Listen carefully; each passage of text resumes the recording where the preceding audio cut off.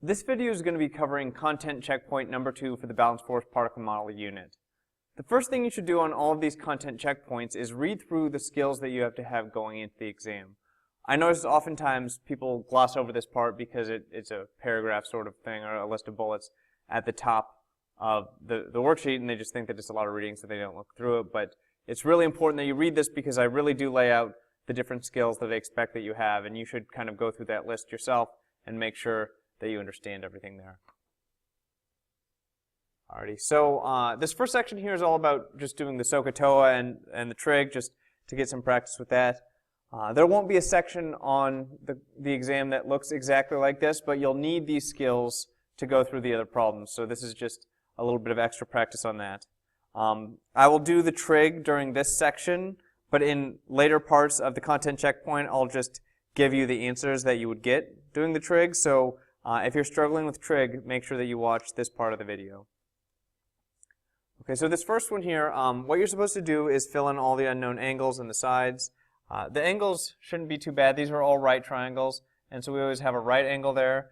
And then you take 90 minus the other angle, and you get what remains. So this should be 67 degrees here to counterbalance with the 23 degrees so that we have 9 degrees altogether. And then we kind of set up the trig here. We have an angle here, 23 degrees, and so in reference to that 23 degrees, I'll just write out that this is the opposite side and this is the adjacent side. And then I'm going to go through and do some math here. So we know that the sine of that 23 degrees, sine of 23, that's opposite over hypotenuse. So the opposite side here is unknown. The hypotenuse is 12. And so what we end up with here is we know that this x, this unknown side, would equal 12 times the sine of 23. All right, which just ends up giving us 4.69. All right, and so that's one of our sides here.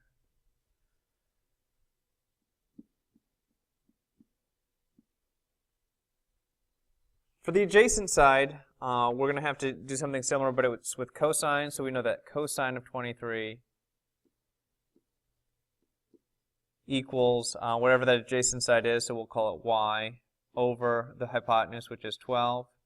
All right, so similarly, then we would multiply both sides by 12, and we say 12 times the cosine of 23 equals y. All right, and then if you solve for y there, you should get y equals 11. All right, and so then we know this adjacent side is equal to 11.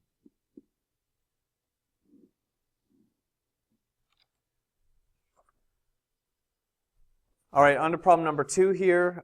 This one starts off, we know that's a 75-degree angle there. Our right triangle is here.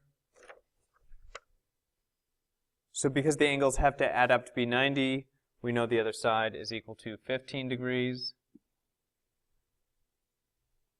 Then doing some trigonometry here. Based on that 75-degree angle, I would call this side the opposite because it's across from that. The 100 is the hypotenuse, and the adjacent side to the 75 degrees is here. And then we can do some trigonometry. We know that sine of 75 equals the opposite side over the adjacent. So we don't know what that opposite side is there, so we'll call that x over 100. So then we get here x equals 100 times the sine of 25. All right, which then we know x equals 96.6.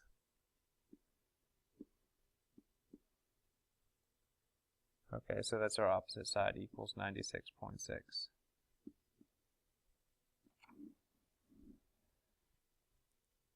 For the adjacent side, we're going to do something similar, only this time we're going to look at cosine. So we know that cosine of 75 is equal to our adjacent side over the hypotenuse. That is whatever that is. The adjacent side is y. We'll call it over 100. All right, and so then we know 100 times the cosine of 75, just multiplying through both sides by 100, is equal to y, and then we get y here equal to 25.9. Okay, so our adjacent side is equal to 25.9.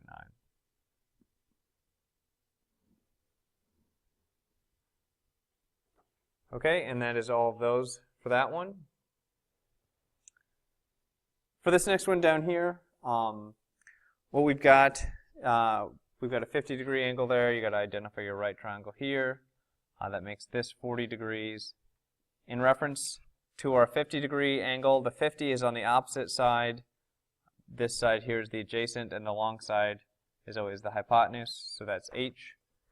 Doing some work here, we know that if we want that adjacent side and we have the opposite side, we're going to use tangent. All right, so tangent of 50, because it gives us opposite over adjacent, is going to give us 50 over whatever that side is. Here we'll call it x. Now, here's a little hint on these. A lot of times this comes up where you've got an x on the bottom.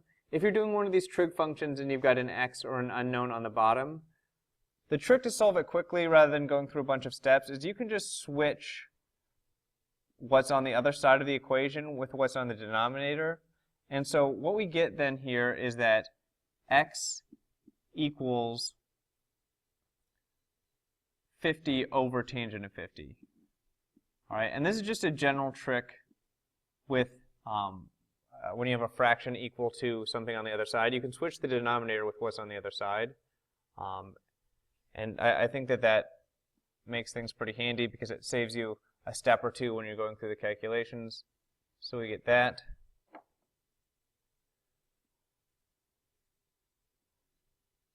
All right, and then 50 divided by tangent of 50 is 42.0. That was our adjacent side, remember.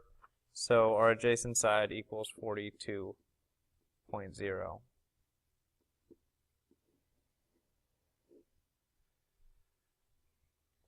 For this next one, we have the opposite side, which is 50, and we want the hypotenuse, so we'll use the sine function. So we know that sine of 50 equals opposite over hypotenuse, so 50 over x.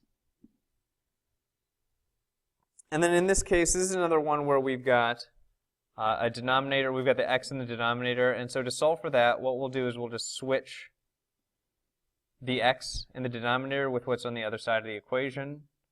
All right, and so what we get here is that x equals 50 over sine of 50, which equals 65.3. All right, so our hypotenuse in this case is equal to 65.3.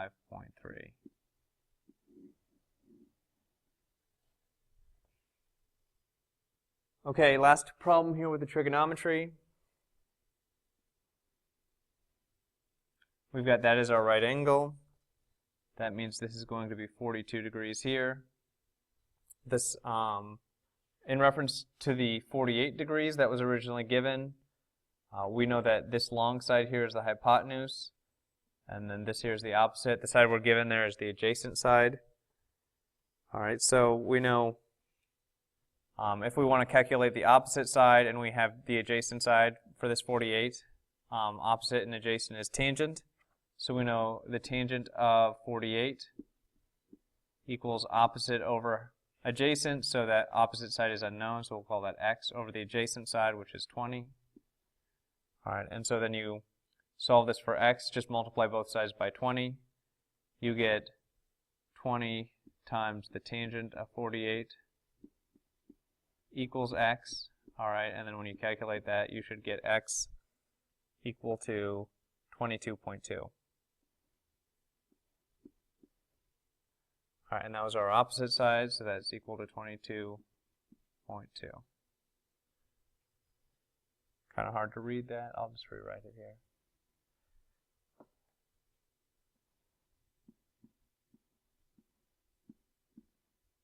Alrighty. Now onto the hypotenuse. So to find the hypotenuse, we're going to use our 48 degrees that we were given again.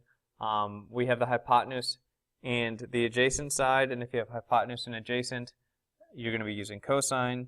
So we know that the cosine of 48 equals adjacent over hypotenuse. So 20 is our adjacent side over our hypotenuse. That's what we're looking for, x. So again, we've got this x in the denominator. So what we'll do is we'll switch the cosine here with what's in the denominator. And we get x equals 20 over cosine of 48. All right, and 20 divided by cosine of 48 gives you 29.9. All right, so that is our hypotenuse, is 29.9. Okay, and that is that. So the trig is really, really important that you understand. You can't really do the other problems on this without understanding the trig. So make sure that you really go through this section, understand it fully, and if you don't understand it, then make sure you come talk to me, because you just cannot do well on this exam if you don't know how to do the trigonometry. All right, this next section, we're just finding the missing forces. So what we do is I've got a triangle here. I'm going to break it down into components. We already kind of have this side here. All right, so there's a little triangle here. If you think about things that are equal, the 3 that's going to the right, we have to have 3 newtons on this side going to the left to balance it out. And now we've got a triangle that has an angle in it, and it has one of the sides. So we can use trigonometry to figure out what the other sides are. You should be able to figure out that this side over here is 5.20. And the hypotenuse here is 6. All right, so that's our force 3 altogether is equal to 6 newtons. All right, and then the force 1 has to balance out. The force 1 is going upward, so it has to balance out with the downward part of that force on the bottom. And so this also actually has to equal 5.20 newtons. On this next one, we have to find a couple things. We have to find the angle there, and we have to find some missing sides. And so on this one, again, I'll just dot in the components here. All right, this is our right angle. And then what we've got here, the force to the right has to balance out with the leftward component of this force that's off at an angle. So we know that this is 6 newtons here. All right, and then we know the hypotenuse here is 10 newtons because it's given to us. All right, so from there we can use some trig. We find that this side here is 8 newtons, which means that upward force, that upward component of this force at an angle has to balance out with force 1 on the bottom. So we know that this is also 8 newtons. And then to figure out that angle there, you can use one of the inverse trig functions. For instance, we can say cosine inverse of 6 over 10.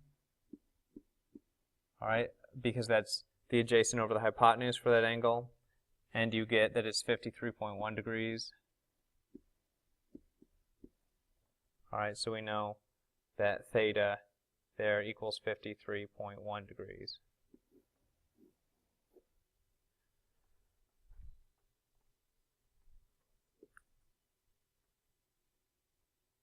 All right, moving on to the problems here on the back.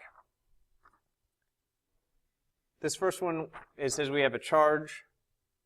Well, a charged sphere is dangling from the ceiling. So on this one, forces to draw in here, we've got gravity that's going down. Then we've got an electrical force that's going here to the right. And then we've got this other force here, which is a tension force. It's going up and to the right. So we've got, the force to the left, Fg, is going down. We've got an electrical force going off here to the left. All right, pulling that sphere over. And then we've got this tension force which is going up and to the right. We can break this tension force down into components. All right, here's our 90-degree angle. Things we know here, from the diagram you should be able to deduce that this is 25 degrees. And then we know that the electrical force is equal to 15 newtons, which means that this component of this force is also 15 newtons because it's directly opposing that electrical force. And if you know that's 15 newtons and that there's an angle of 25 degrees up there, you can use some trigonometry to figure out that the other component of this force is 32.2 newtons, and that this Ft altogether is equal to 35.5 newtons. Again, that's just the trigonometry on this triangle to figure that out. And then you know the upward force from that tension has to balance out with the gravitational force. All right, which means that this is also 32.2 newtons. All right, and if we're doing that and we want to find the mass, you take the gravitational force and divide it by 10. So mass in this case is equal to 3.22 kilograms.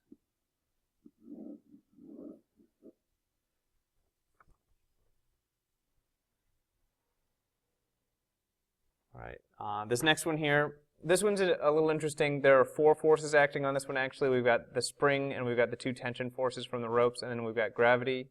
And then I ask you for the angle and the direction for the tension force in rope 2. And so on this one, as I said, it's a little bit tricky because there are a couple forces acting here in the vertical direction. The spring here, it says, is stretched, which is a key word, because then we know, in addition to gravity, which is down, we're going to also have a spring force, which is down. The reason the spring force is acting down is because the spring is being stretched. If a spring is stretched, it's pulling the block in the direction of the spring. If the spring is compressed, it's pushing the block away from the direction of the spring. And so this spring is stretched, so it's pulling the block toward it. And then additionally, we have this tension force going off here. And then we've got this other tension force that's happening up here off to an angle. All right, this tension force it was giving from rope 1 is 15 newtons. Then F of G in this case, it's a 3.5 kilogram block, so it's 35 newtons for a gravitational force. The spring force you can calculate, we've got FSP equals Kx, which equals, the spring constant is 750, and it says it was compressed by 20 centimeters. 20 centimeters, it's 2 centimeters, and 2 centimeters is equal to 0.02 meters. All right, so you get FSP, in this case, equals 15 newtons. All right, so we know this equals 15 newtons here. That means the total downward force is 15 newtons, or 50 newtons. Total downward force is 50 newtons because we have a 35 and a 15 both pointing down. So that means the total upward force needs to equal 50 newtons as well. So we've got 50 newtons on this side of this force, the upward part of it, to counteract with the 50 newtons that we have going down from the gravitational force in the spring, because the total upward force and the total downward forces need to cancel out. If you look left and right, there's a 15 Newton force going to the left from that first rope. The only two things going horizontally are that left force and then this rightward component of this tension, so we know that that's 15 newtons. And then doing some trigonometry here, we can figure out using the Pythagorean theorem that the hypotenuse is 52.2 newtons. And then we can figure out this angle here, theta, because we know that theta is going to equal the tangent inverse of opposite over hypotenuse, so 50 over 15.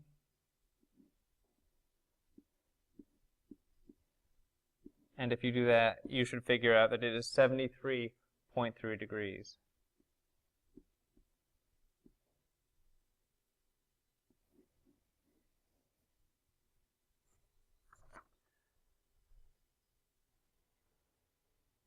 Okay. So there are the two parts of this, by the way. The tension force we get is equal to 52.2 newtons,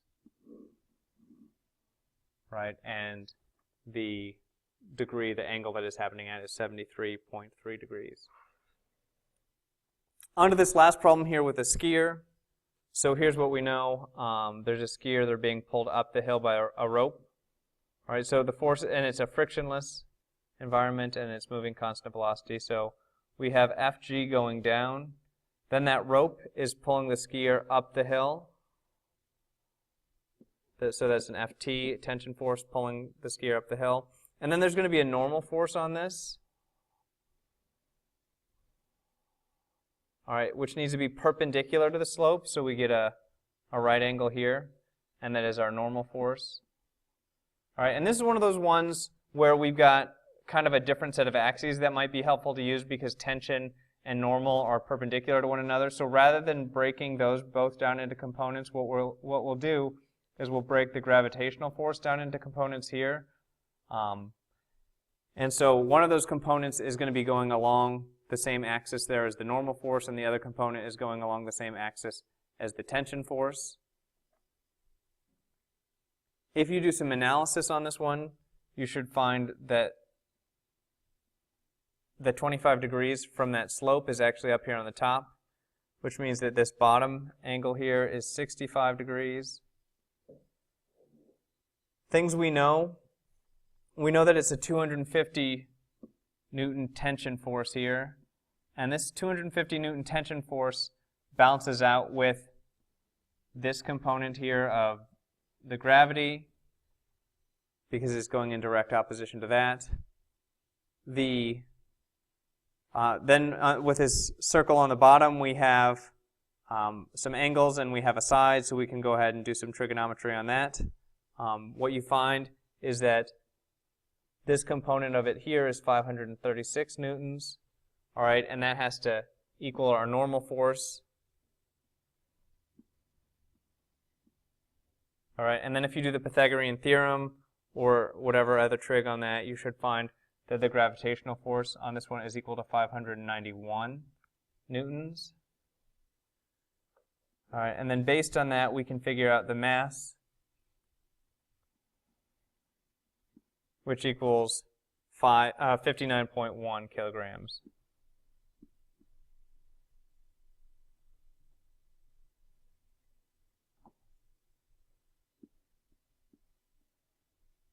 Okay, and that is that problem. So those ones are a little weird where we have to kind of change the set of axes on it, but I think hopefully that should make sense after we've been through a few different practice problems on things like this.